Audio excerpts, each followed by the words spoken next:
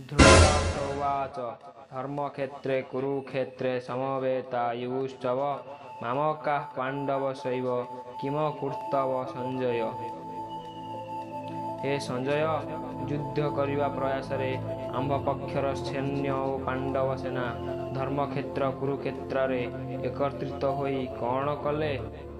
संजय उवाच दृष्ट्वा तु पाण्डवानीकं बुद्ध्य दुर्योधनस्तदा आचर्यमुपसंगम्य राजा वचनमब्रवीत्। पांडव सेना का व्यूह रचना देखि राजा दुर्योधन द्रोणाचार्य निकट को जाई यही कथा कहिले।